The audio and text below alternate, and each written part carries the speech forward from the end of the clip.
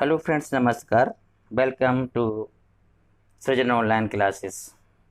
दोस्तों, जैसा कि आप लोग जानते हैं, अभी कोरोना महामारी चलने के कारण ईपीटीईटी और प्राथमिक शिक्षक भर्ती परीक्षा सुपर टेट की डेट को जो है इसका नोटिफिकेशन अभी नहीं आया है। और जैसे ही कोरोना जो महामारी है ये कम होगा या ख़त्म हो जाएगा तो उसके बाद तुरंत दिन दो परीक्षाएं आयोजित कराई जाएंगी उत्तर प्रदेश में। तो आज से हम बाल विकास की क्लास शुरू कर रहे हैं। आज हम आपको 10 क्वेश्चन दे रहे हैं और लगभग हम इस सीरीज में आपको 1000 क्वेश्चन देंगे, जो सभी महत्वपूर्ण पॉइंट हमने परीक्षा की दृष्टि से बनाए हैं। तो चलिए चलते हैं क्वेश्चन नंबर 1। सीखने के प्रयास एवं त्रुटि सिद्धांत का प्रतिपादन किसने किया था? तो दोस्तों, इसका आंसर है ईयर थॉर्नडाइक ने इस सिद्धांत का प्रतिपादन किया था। हाँ, व्याख्या देख लेते हैं इसकी। सीखने के प्रयास एवं त्रुटि सिद्धांत का प्रतिपादन अमेरिकी मनोवैज्ञानिक एडवर्ड एल थॉर्नडाइक ने किया था 1913 ईस्वी में।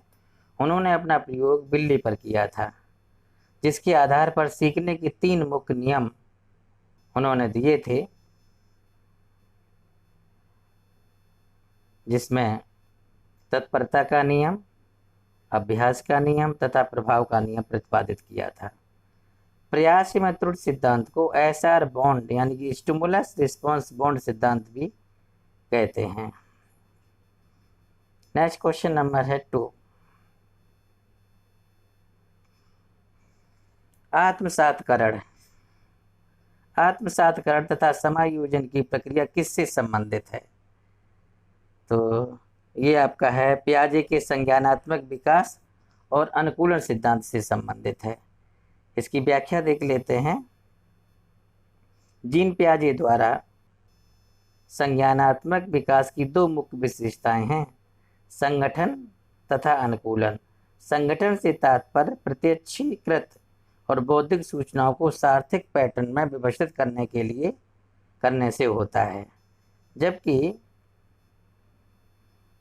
अनुकूलन के अंतर्गत व्यक्ति अपने पूर्व ज्ञान तथा नवीन अनुभवों के मध्य संतुलन स्थापित करता है और इसमें आत्मसातकरण तथा समायोजन 2 प्रक्रम सन्निहित होते हैं। अगला क्वेश्चन नंबर है 3। अभिक्रमित अधिगम किसके सिद्धांत पर आधारित है? तो बीएफ स्किनर के सिद्धांत पर अभिक्रमित अधिगम आधारित है। इसकी व्याख्या देखते हैं। अभिक्रमित अधिगम बीएफ स्किनर द्वारा प्रतिपादित अधिगम की क्रिया प्रसूत अनुबंधन सिद्धांत पर आधारित है। अभिक्रमित अधिगम एक ऐसी विधि है जिसमें अधिगमकर्ता सक्रिय रहता है, तत्काल प्रतिपुष्टि प्राप्त करता है तथा अपनी गति से सीखते हुए आगे बढ़ता है। इस विधि को क्रम सिद्ध अधिगम भी कहा जाता है। नेक्स्ट क्वेश्चन नंबर है आपका 4। बुद्धि लब्ध के आधार पर मंद बुद्धि के स्तर पर सही क्रम क्या है?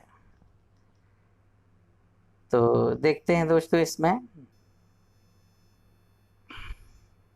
बुद्धि लब्ध के आधार पर मंद बुद्धिता के स्तर का सही क्रम है जड़ बुद्धि, अल्प बुद्धि और मंद बुद्धि। टर्मन ने सन 1916 में स्टैनफोर्ड विनय परीक्षण के आधार पर बुद्धि लब्ध के वितरण की तालिका इस प्रकार तैयार की थी। मंद बुद्धि का आईक्यू 81 से 90 होता है। जो मंद बुद्धि का आईक्यू होता है 81 से 90 और अल्प बुद्धि का 71 से 80 और जड़ बुद्धि इन 71 से कम अगर किसी का आईक्यू है तो उसे जड़ बुद्धि में सम्मिलित किया जाएगा। अगला क्वेश्चन है आपका इसमें क्वेश्चन नंबर 5। रिक्त स्थान भरिए। मौलिकता, नमनीयता तथा प्रवाह के घटक हैं। तो इसका आंसर हो जाएगा सृजनात्मकता या रचनात्मकता। व्याख्या देखें इसकी। मौलिकता, नमनीयता, प्रभाव, विस्तारण, विविधता सृजनात्मकता के प्रमुख घटक हैं।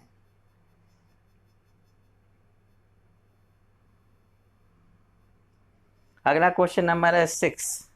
एक शिशु जन्म के पश्चात प्रथम 15 माह में भाषा विकास की किस अवस्था में होता है? तो 6 का जो टू द पॉइंट आंसर है आपका, देखो व्याख्या इसकी देखते हैं। जन्म के उपरांत के प्रथम 15 महीने में होने वाला भाषा विकास की अवस्था को पूर्व बाक अवस्था कहा जाता है। प्री स्पीच स्टेज होता है ये, कि पूर्व बाक अवस्था या भाषा विकास अवस्था। नेक्स्ट क्वेश्चन नंबर है आपका 7। रिक्त स्थान भरिए। कोलबर्ग का सिद्धांत एक बालक के क्वेश्चन मार्क विकास की व्याख्या करता है। तो नैतिक विकास की, इसको हम डिस्क्रिप्टिव समझ लेते हैं व्याख्या इसकी। कोलबर्ग का सिद्धांत एक बालक के नैतिक विकास की व्याख्या करता है। कोलबर्ग में 10 से 16 वर्ष तक के बालकों के सामने नैतिक दुविधा को प्रस्तुत कर साक्षात्कार लिया, जिसके आधार पर नैतिक विकास के 3 प्रमुख स्तर तथा सोपान बताए हैं। अगला क्वेश्चन है 8। रिक्त स्थान भरिए।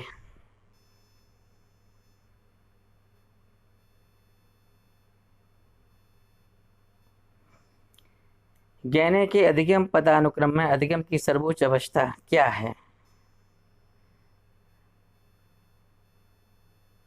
तो इसकी व्याख्या देख लेते हैं। गैने ने सीखने को 8 वर्गों में वर्गीकृत करते हुए उन्हें एक अधिगम सोपानिकी के रूप में प्रस्तुत किया है, जो निम्न है।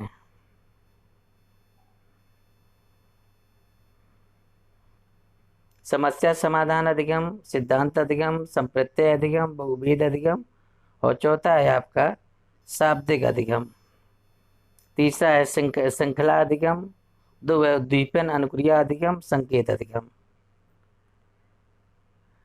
तो इसमें समस्या समाधान है। अगला क्वेश्चन है आपका 9। भारतीय पुनर्वास परिषद की स्थापना किस प्रकार के बच्चों की शिक्षा के लिए की गई थी? तो टू द पॉइंट आंसर है इसका दिव्यांग बच्चों हेतु या जो शारीरिक रूप से अक्षम है बच्चे, उनके लिए। व्याख्या देखें इसकी। भारतीय पुनर्वास परिषद की स्थापना का मुख्य उद्देश्य दिव्यांग व्यक्तियों के पुनर्वास के क्षेत्र में प्रशिक्षण नीतियों और कार्यक्रमों को विनियमित करना है। भारतीय पुनर्वास परिषद को एक पंजीकृत सोसाइटी के रूप में 1986 में स्थापित किया गया था तथा सितंबर 1992 में भारतीय पुनर्वास परिषद अधिनियम संसद द्वारा पारित किया गया, जिसके द्वारा यह परिषद एक सांविधिक निकाय के रूप में 22 जून 1993 को अस्तित्व में आई थी। तो नेक्स्ट और अंतिम क्वेश्चन है आपका रिक्त स्थान भरिए। प्रतिभाशाली बालकों के शिक्षण में मानसिक उद्वेलन तकनीकी क्वेश्चन मार्क चिंतन के महत्व पर बल देता है। इसमें आप भरेंगे सृजनात्मक, अपसारी, रचनात्मक। प्रतिभाशाली बालकों के शिक्षण में मानसिक उद्वेलन तकनीकी सृजनात्मक चिंतन के महत्व पर बल देता है। मानसिक उद्वेलन तकनीकी सृजनात्मकता को बढ़ावा देने हेतु एक विशिष्ट तकनीकी है। दोस्तों, बाल विकास एवं शिक्षण कौशल में ये 10 प्रश्न हमने आपको बताए, और इसी तरह से हम रोज वीडियो अपलोड करेंगे और उसमें 15 क्वेश्चन हुआ करेंगे। इस प्रकार से हम लगभग 1000 पॉइंट आपको उपलब्ध कराएंगे, जिसमें आपके सुपर टेट और यूपी टेट के सभी प्रश्न उसमें संकलित होंगे और उसी में से आएंगे।